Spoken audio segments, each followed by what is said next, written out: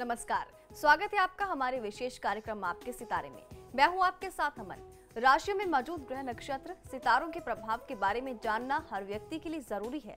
तभी तो हम आपके सितारे में लाते हैं आपकी हर जिज्ञासा परेशानी का समाधान, बताते हैं आपके सितारों की चाल और दिन का हाल। साथ ही आचार्य जी बताते हैं एक खास महामंत्र। आज योगिनी एकादशी है, ऐसे में आज हम महाउपाय में जानेंगे कि कैसे करें योगिनी एकादशी का व्रत।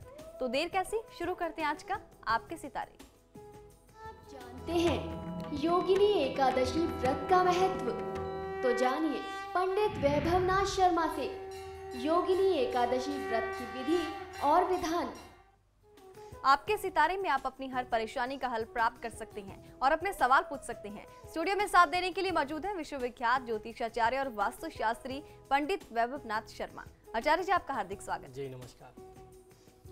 तो यदि आप भी अपनी कुंडली के ग्रह नक्षत्रों से परेशान हैं या कार्य, व्यापार, परिवार की चिंता कर रही है आपको परेशान, तो आप भी हमें कॉल कर सकती हैं। हमारे नंबर्स लगातार आपकी टीवी स्क्रीन पर फ्लैश किए जा रहे हैं।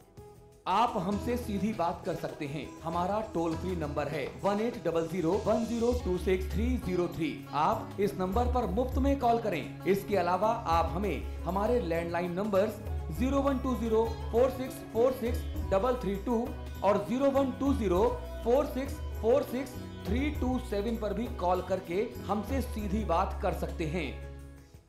तो आइए सबसे पहले जानते हैं आचार्य जी से आज का पंचांग।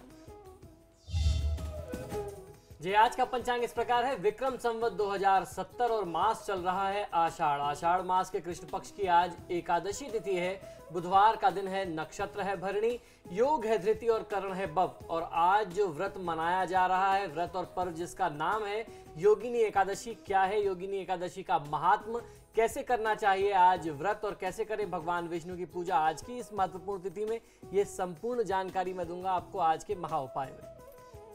अब बात करेंगे 12 राशियों की। सबसे पहले जानेंगे मेष राशि वालों के दिन का हाल। मेष राशि वाले जातक लोगों को नए कारोबार में प्रवेश का अवसर आज प्राप्त हो सकता है। संतान की असफलता से आपको कुछ निराशा भी हो सकती है। परिवार में तनाव की स्थिति बनी रहने वाली है। आज की दिनचर्या को शुभ बनाने के लिए ओम सौम्याय नमः मंत्र का 108 बार जाप कर लेना आपके लिए सर्वोत्तम होगा। शेयर मार्केट में इन्वेस्टमेंट करना आपके लिए वर्तमान समय में बहुत शुभ नहीं होगा, तो बहुत ही सोच समझ करके निवेश करें। चलिए अब जान लेते हैं वृषभ राशि वालों का आज का दिन कैसा रहने वाला है। वृषभ राशि वाले जातक लोगों के लिए अपने क्षेत्र में आपको संपूर्ण लाभ मिल सकता है। मानसिक रूप से कुछ परेशानियां आपको घेरे रहेंगी, परंतु सकारात्मक सोच के साथ आप आसानी से इन सभी समस्याओं से उबर सकते हैं। ओम स्कंदग्रजाय नमः मंत्र का 108 बार जाप कर लेना आपके लिए सर्वोत्तम हो सकता है। यदि आप कोई यात्रा की प्लानिंग में है तो इन दिनों आपको यात्रा कम से कम करनी चाहिए, क्योंकि यात्रा के लिहाज से दिन बहुत शुभ नहीं बनता। मिथुन राशि वालों का आज का दिन कैसा रहेगा, आइए देखते हैं। मिथुन राशि वाले जातक लोगों के लिए कुछ नया और बहुत बड़ा बदलाव संभव है, तो आपको तैयार रहना चाहिए इस बदलाव के लिए। ये बदलाव आपके कार्यक्षेत्र में आने वाला है। अपने साथी और उनकी आवश्यकताओं को आपको समझना चाहिए, उनकी भावनाओं का सम्मान करें। जहां तक संभव हो उनका आपको सहयोग करना चाहिए। आज की दिनचर्या को शुभ बनाने के लिए ओम स्तुति हर्षिताय नमः मंत्र का 108 बार जाप कर लेना आपके लिए सर्वोत्तम हो सकता है। बिजनेस में कोई पार्टनरशिप वर्तमान समय में आपको नहीं करनी चाहिए, अन्यथा आपको बहुत बड़ा नुकसान भी उठाना पड़ सकता है। चलिए अब जानते हैं कर्क राशि वालों के लिए आज के दिन क्या कुछ खास रहेगा। कर्क राशि वाले जातक लोगों के लिए नया सामाजिक परिचय भविष्य में आपके लिए बहुत ही सहायक रहने वाला है। आपको समझदारी से काम लेना होगा। स्वास्थ्य, खासतौर पे हाई ब्लड प्रेशर, उच्च रक्तचाप से संबंधित जो रोगी हैं उनको बहुत अच्छी राहत मिलेगी। स्वास्थ्य की जो समस्या थी वह कम होगी। दिन अच्छा बीतने वाला है, बशर्ते आप तनाव से दूर रहें। ओम स्थूल कंठाय नमः मंत्र का 108 बार जाप कर लेना आपके लिए बहुत ही लाभकारी हो सकता है। संपत्ति या उसके अलावा अन्यत्र कहीं यदि निवेश की योजना है तो वर्तमान समय में निवेश बहुत ही सोच समझ करके करना चाहिए, अन्यथा आपको बहुत बड़ा धोखा मिल सकता है या क्षति उठानी पड़ सकती है। अब बात करेंगे सिंह राशि वालों की, जानेंगे कैसा रहेगा उनका आज का दिन। सिंह राशि वाले जातक लोगों के लिए खासतौर पर नौकरी पेशा लोगों के लिए आपकी नौकरी में उन्नति के संकेत आपको मिल सकते हैं। ऐसे कुछ संकेत बन रहे हैं। सेहत का आपको खास ध्यान रखना चाहिए। स्टूडेंट्स के लिए ये समय बहुत अच्छा है। अब तक आ रही जो भी बाधाएं थी आपके कार्य क्षेत्र में, बच्चों की पढ़ाई में, अब वो दूर होना शुरू हो जाएंगी। नतीजों की चिंता किए बगैर यदि आप मेहनत करेंगे तो कामयाबी आपके साथ होगी। आज की दिनचर्या को शुभ बनाने के लिए ओम सर्वसिद्धि प्रदाय नमः मंत्र का 108 बार जाप कर लेना आपके लिए सर्वोत्तम होगा। किसी भी परिस्थिति में धीरज नहीं खोना चाहिए। चलिए अब जान लेते हैं कन्या राशि वालों के दिन का हाल। कन्या राशि वाले जातक लोगों के लिए आज वाहन आदि का सुख प्राप्त होगा। शेयर खरीदने और बेचने के लिए समय बहुत अच्छा है। शुरुआत में बिजनेस में कुछ बाधाएं आ सकती हैं, लेकिन धीरे धीरे सब ठीक हो जाएगा। प्रॉपर्टी यानी संपत्ति खरीदने के लिए काफी प्रयत्न करना, काफी प्रयास करना पड़ सकता है आपको। ओम सर्वात्मकाय नमः इस मंत्र का 108 बार जाप कर लेने से आपको बहुत अच्छा लाभ मिलेगा। आज की तिथि बहुत ही विशेष, बहुत ही महत्वपूर्ण है। मांसाहार के सेवन से, उसके प्रयोग से आपको बचना चाहिए। पहली कॉलर भावना हमारे साथ जुड़ी है। भावना अपना सवाल पूछिए, साथ ही अपनी डिटेल बताइए। हेलो जी, अपना सवाल पूछिए। एक्चुअली मैम मुझे अपनी मम्मी के बारे में जानना था। जी। उनकी डेट ऑफ बर्थ है 20 दिसंबर 1969 जी और जन्म स्थान है अल्मोड़ा। जी, समय और बता दें। टाइमिंग का मुझे पता नहीं है। जी। एक्चुअली मुझे ये कंफर्म करना है कि वो गवर्नमेंट जॉब में है। उनका प्रमोशन काफी टाइम हो चुका है। आई थिंक 12-13 साल से उनका कोई प्रमोशन नहीं हो रहा है। जी। कब तक होगा? जी। और आगे उसके लिए कोई मोती वगैरह कोई धारण करना जी हो? बिल्कुल। देखिए भावना, आपने जो प्रश्न बताया, जो आपने प्रश्न किया और जो आपने विवरण बताया, वो विवरण संपूर्ण नहीं था किसी भी जातक के लिए। अगर आपको कोई प्रामाणिक उपाय चाहिए ज्योतिष के माध्यम से, तो सही जन्म समय, जन्म तारीख और जन्म स्थान का होना अनिवार्य होता है। अब आपको समय जानकारी नहीं है, ऐसी परिस्थिति में हम लोग प्रश्न लग्न का सहारा लेते हैं। प्रश्न लग्न में एक समय में एक ही प्रश्न जाना जा सकता है। तो भी वर्तमान समय में जो प्रश्न लग्न मैंने बनाया है, उसके अनुसार परिस्थिति तो ये दिखती है कि जो आपने प्रमोशन की बात कही, थोड़ा प्रयास और प्रयत्न करने से, कुछ पूजा पाठ करने से बहुत अच्छा फायदा मिल सकता है। प्रमोशन की स्थिति मम्मी के फेवर में बनती है आपके, तो आपको प्रयास ये करना चाहिए कि भगवान श्री विष्णु और माँ लक्ष्मी की आराधना करें। उसका कारण ये है कि प्रश्न लग्न में शुक्र की महादशा में बृहस्पति की अंतर्दशा है। शुक्र की जो महादशा है वो आय भाव और उसके साथ साथ चतुर्थ भाव, जिसे अपना घर अपने स्थान से जुड़ के देखते हैं, उनके स्वामी बनते हैं। और जो भगवान बृहस्पति देव की जो दशा है वह छठे और उसके साथ साथ भाग्य स्थान के स्वामी हैं। तो ये बहुत अच्छा संयोग है। आवश्यकता है उचित मार्गदर्शन की और कुछ अच्छी भावना से, अच्छे प्रयास करने की। आप देवी देवताओं की पूजा के माध्यम से अपने कार्य को सिद्ध कर सकते हैं। तो आज की तिथि से ही आरंभ करिए। आज की तिथि भगवान श्री विष्णु को समर्पित तिथि है। आप भगवान श्री विष्णु और माँ लक्ष्मी की आराधना नियमित करें, बहुत अच्छी सफलता मिलेगी। संजय जुड़े इलाहाबाद से हमारे साथ। संजय, अपना सवाल पूछिए अपनी डिटेल के साथ। जी पंडित जी नमस्ते। जी नमस्कार, बताइए। जी मेरी डेट ऑफ बर्थ तो है, लेकिन मेरी पत्नी की नहीं है। जी। और हम लोग के जो है करीब 10-12 साल हो गए, बच्चे नहीं हैं। जी। तो अपनी डेट ऑफ बर्थ हम बता दे रहे हैं, उनकी नियर अबाउट आपको बता देते हैं। संजय जी, आपसे मैं क्षमा चाहूंगा, क्योंकि हम लोग इस कार्यक्रम में एक बार में एक ही जन्म कुंडली देख सकते हैं। और जहां जब कभी संतान की बात आती है तो बहुत गंभीर, बहुत गहन तुलनात्मक अध्ययन करना पड़ता है। वह टीवी में बहुत कम समय में संभव नहीं हो सकता। आप अपना विवरण बता दें, मैं आपकी तरफ से कुछ प्रयास करता हूँ। जी 10 अगस्त जी 1967 जी सुबह के 4 बजे। जी, स्थान बता दें। इलाहाबाद। जी, देखिए आपकी जन्म पत्रिका के अनुसार संतान के स्थान में मंगल के साथ साथ केतु बैठा हुआ है। केतु का वहां पर बैठना वह ग्रहण योग बनाता है। ऐसी जरूर स्थिति बनी होगी कि संतान की उत्पत्ति हो, लेकिन किसी न किसी कारण संतान गर्भ में ही नष्ट हो गई होगी। वह संयोग दिखाई देता है। राहु केतु ये कुछ ऐसे ग्रह हैं जो अगर पंचम भाव में बैठ जाए या कहीं ना कहीं से इन पाप ग्रहों, क्रूर ग्रहों की दृष्टि भी आ जाए संतान के स्थान में, तो संतान के लिए बहुत ज़्यादा समस्या होती है। संतान का अगर जन्म भी हो जाए तो वह हमेशा रोगग्रस्त रहता है। तो ऐसी परिस्थिति में सबसे पहले तो आपको राहु केतु और मंगल की शांति करानी चाहिए। संतान गोपाल मंत्र का जाप करना पति पत्नी के द्वारा बहुत अच्छा फायदा देता है ऐसी परिस्थिति में। हिमेश जुड़े चंपावत से हमारे साथ। हिमेश, अपना सवाल पूछिए, साथ ही अपनी डिटेल बताइए। गुरुजी प्रणाम। जी नमस्कार। मैं राजनीतिक क्षेत्र से जुड़ा हुआ व्यक्ति हूँ। जी। तो आने वाले समय में चुनाव होंगे तो 6 महीने के अंदर विशेष रूप से मेरे लिए कैसा रहेगा, अगर कुछ उपाय करना हो तो बताएंगे। जी, आप मुझे अपना जन्म विवरण बता दें। 26 अप्रैल जी 1976। जी, समय बता दें। समय 5:10। सुबह का है या शाम का? जी प्रातः का। जी, जन्म स्थान?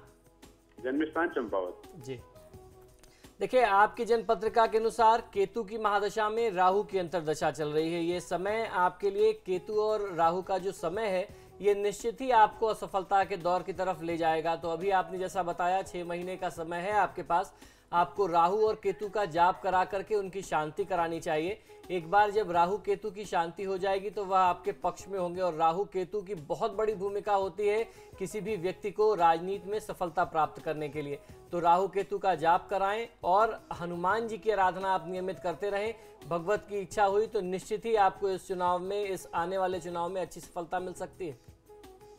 ललिता जुड़ी रुड़की से हमारे साथ। ललिता, अपना सवाल पूछिए, साथ ही अपनी डिटेल बताइए। गुरुजी नमस्कार। जी नमस्कार। मुझे अपने ब्रदर के बारे में पता करना है। जी, उनका नेम है मदन। जी। डेट ऑफ बर्थ है 29 अगस्त 1982। जी। और टाइम है 2:40 AM। जी। और प्लेस है रुड़की। जी जी, प्रश्न करें, बताएं क्या जानना चाहते हैं। पंडित जी ये पता करना है, इनकी जॉब मार्च से छुट्टी हुई है। जी। और जब मतलब लगती है, काफी कंपनियों में उन्होंने काम कर लिया फिर छूट जाती है। जी, तो अब कब तक लगेगी, आप जी बता बिल्कुल। दीजिए। देखिए इनकी जन्म पत्रिका के अनुसार ये जो समय चल रहा है वह चंद्रमा की महादशा में राहु की अंतर्दशा का समय है। चंद्रमा इनकी कुंडली में दूसरे भाव का स्वामी होकर के सप्तम भाव में बैठा हुआ है केतु के साथ। तो ये दर्शाता है कि मन से ये व्यक्ति जो है बहुत ज़्यादा असुरक्षित है, बहुत घबराया, बहुत चिंतित रहता है। ऐसी परिस्थिति में इनको सबसे ज़्यादा आवश्यक है कि भगवान श्री महादेव शिव की आराधना करें, क्योंकि इनकी कुंडली के अनुसार आने वाले कुछ 5-6 महीनों में कोई बहुत बड़ी सफलता या बहुत बड़े परिवर्तन का योग नहीं दिखता कि स्थिति तुरंत बदल जाएगी, बहुत अच्छी नौकरी मिल जाए या बहुत ऐसी नौकरी मिल जाए जिसमें संतुष्ट हो। तो वह स्थिति को प्राप्त करने के लिए महादेव शिव की आराधना कर लेना इस जातक के लिए बहुत ज़्यादा अनिवार्य होगा। 21 जनवरी 2014 के बाद से परिस्थितियां इनके पक्ष में आती दिख रही हैं, तभी जाकर के कहीं कुछ बदलाव हो सकता है। जब भगवान शिव की आराधना शुरू कर देंगे तो निश्चित ही कहा जा सकता है कि महादेव की कृपा से उस 6 महीने के अंदर अंदर कहीं ना कहीं इनका कोई काम बन जाए। इनको 6 महीने तक खाली नहीं बैठना पड़ेगा, उसके पहले ही उनको सफलता प्राप्त हो सकती है। फिलहाल वक्त एक छोटे से ब्रेक का। ब्रेक के बाद जानेंगे बाकी 6 राशियों का हाल।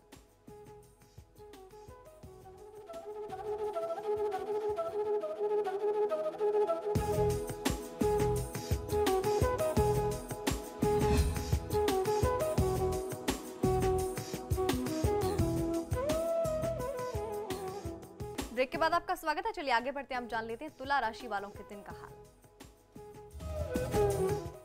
तुला राशि वाले जातक लोगों के लिए आज का दिन बहुत ही महत्वपूर्ण है। यदि आप अपने लक्ष्य को ध्यान में रख करके काम करेंगे तो सफलता आपको बहुत अच्छी मिलेगी। समय असमंजस में भी कुछ बीत सकता है, लेकिन असमंजस में रहने की आवश्यकता नहीं है। एक लक्ष्य को टारगेट करके काम करिए, आपको बहुत अच्छी सफलता मिलेगी। प्रेम संबंधों में तनाव की आशंका है, आपको सतर्क रहना चाहिए। काफी समय से चला आ रहा पारिवारिक संपत्ति का वाद विवाद जो है वह आज समाप्त हो सकता है। आपस में आप लोग मिल बैठ करके आपसी तालमेल सूझबूझ से इस विवाद को दूर कर सकते हैं। ओम सर्व सिद्धि प्रदायकाय नमः मंत्र का 108 बार जाप कर लेना आपके लिए सर्वोत्तम होगा। घर आए व्यक्ति को खाली हाथ वापस न जाने दें। चलिए अब जान लेते हैं वृश्चिक राशि वालों के लिए आज का दिन कैसा रहने वाला है। वृश्चिक राशि वाले जातक लोगों के लिए परिवार में असंतोष की स्थिति रह सकती है। परिवार का कोई बड़ा फैसला आपके पक्ष में होगा। आपको परिवार और रिश्तेदारों से पूर्ण सहयोग मिलने के संकेत आज की तिथि में दिखाई देते हैं। ओम सर्वरी प्रियाय नमः मंत्र का 108 बार जाप कर लेना आपके लिए सर्वोत्तम हो सकता है। वाहन का प्रयोग यदि आप स्वयं करते हैं तो बहुत तेज गति में आज वाहन ना चलाएं, क्योंकि दुर्घटना के भी आसार बनते दिखाई देते हैं। चलिए अब जानते हैं धनु राशि वालों के लिए आज क्या कुछ खास रहेगा। धनु राशि वाले जातक लोगों के लिए किसी नए कार्य के प्रारंभ की योजना आज आप बना सकते हैं। नया व्यापार करने के लिए यह समय अति उत्तम रहने वाला है। अपना बहुमूल्य समय आपको बचाना चाहिए और काम करते हुए परिवार के लिए भी समय निकालने का प्रयास करना चाहिए। ओम सर्वतनयाय नमः मंत्र का 108 बार जाप कर लेना आपके लिए सर्वोत्तम होगा। आज की तिथि में आपको किसी को धन उधार नहीं देना चाहिए, या यदि आप किसी को धन उधार देते हैं तो इतनी ही मात्रा में दें कि आप अगर वो धन आपके पास वापस ना भी आए तो आप उसकी क्षति को झेल सकें, बर्दाश्त कर सकें। बहुत ज्यादा मात्रा में पैसे उधार देंगे तो वह पैसे आपको आज वापस नहीं मिलने, ये बात ध्यान रखिएगा। अब बात करेंगे मकर राशि वालों की, जानेंगे कैसा रहेगा उनका आज का दिन। मकर राशि वाले जातक लोगों के लिए आपका विरोधी पक्ष आप पर हावी हो सकता है, सचेत रहना चाहिए। वैवाहिक रिश्तों में यदि कोई परेशानी हो तो घर के बड़े लोगों की सहायता ले लेना बेहतर रह सकता है। स्वास्थ्य में उतार चढ़ाव की स्थिति आज रह सकती है। छोटी परेशानियां आज आपको परेशान करेंगी, आपको घेरे रखेंगी। आज की दिनचर्या को शुभ बनाने के लिए ओम समस्त जगदाधराय नमः मंत्र का 108 बार जाप कर लेना आपके लिए सर्वोत्तम होगा। मांसाहार और मद्यपान के सेवन से, प्रयोग से आपको बचना चाहिए। चलिए अब जान लेते हैं कुंभ राशि वालों के लिए आज के दिन क्या कुछ खास रहेगा। कुंभ राशि वाले जातक लोगों के लिए कार्य के प्रति अरुचि हो सकती है, यानी आपका इंटरेस्ट काम में कम होगा। क्रोध व झुंझलाहट से बचने के लिए आपको शांतचित्त रहने का प्रयास करना चाहिए। छात्रों को अधिक मन लगा करके मेहनत करने की आवश्यकता है। मन को भटकने से बचाना होगा।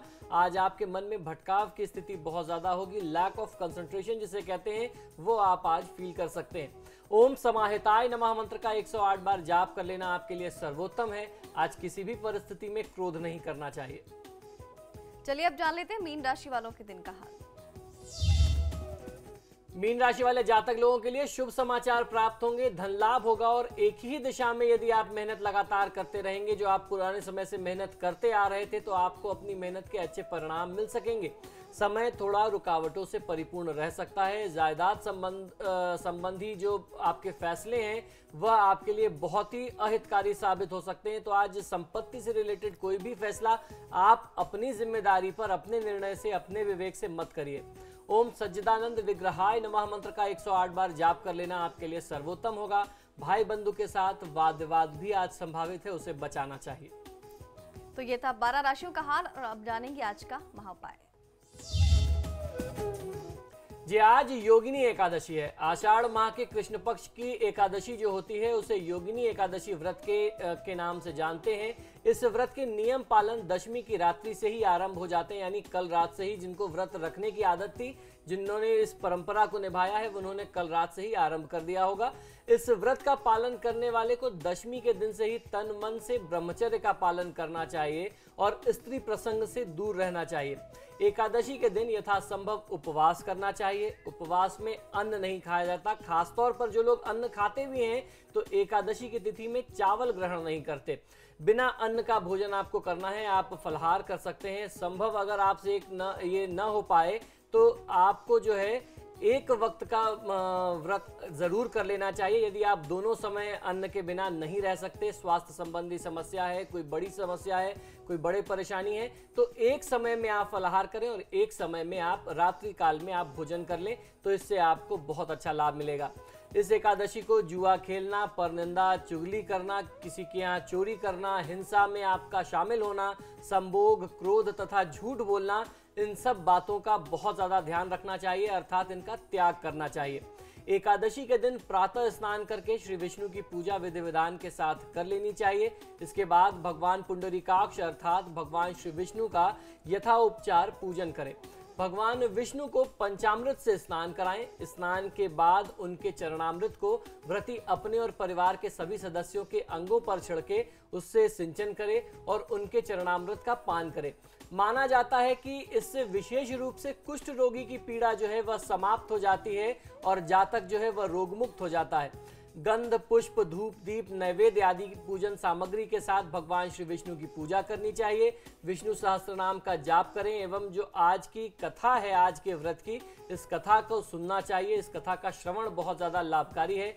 भगवान विष्णु की अनेक मंत्रों के साथ आप आराधना करें और जो भी उनके पाठ हैं, जो भी उनकी कथाएं हैं, उसका आपको पाठ करना चाहिए। तन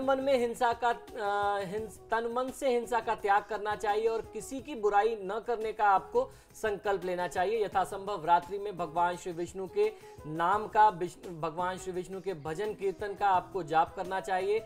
जितना ज़्यादा से ज़्यादा हो रात्रि जागरण करें और श्री हरि का स्मरण करें। योगिनी एकादशी व्रत के बारे में ऐसा पालन करने से कहा जाता है कि समस्त प्रकार के रोग व्याधियों का अंत हो जाता है, साथ ही मन से अलगाव की भावना भी मिट जाती है और बिछुड़े परिजनों से भी आपका पुनः एक बार मिलना होता है और जितने भी आपके पाप है, शोक है, कष्ट है, भगवान श्री हरि की कृपा से वह दूर हो जाते हैं। तो आज की तिथि बहुत ही महत्वपूर्ण है। आज जो लोग व्रत नहीं कर सकते उनको प्रयास करना चाहिए कि भोजन में चावल का प्रयोग न करें, क्योंकि एकादशी की तिथि में चावल का प्रयोग वर्जित बताया गया है। कानपुर से अरुचि हमारे साथ जुड़ी हैं। अरुचि, अपना सवाल पूछिए अपनी डिटेल के साथ। हेलो जी हेलो पत्नी जी, वो मैं वहाँ कानपुर से बोल रही हूँ। मेरा नाम हर्षी है जी। वो हम अपने भविष्य के बारे में जानना चाहते हैं। मैं 8th क्लास से बोल रही हूँ। जी बताइए, अपनी डिटेल्स बता दीजिए। डेट ऑफ बर्थ, टाइम बताइए।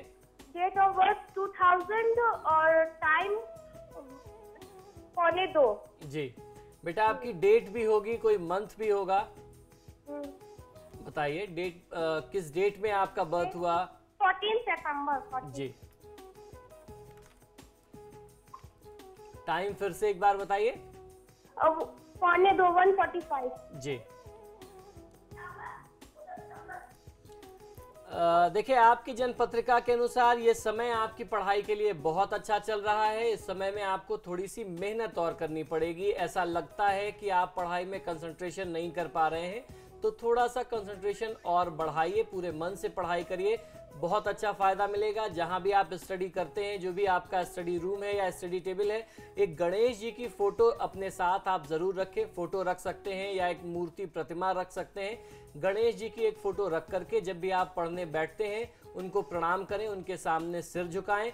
भगवान श्री गणेश की कृपा से आपको बहुत अच्छी सफलता मिलेगी। आपका फ्यूचर बहुत अच्छा है।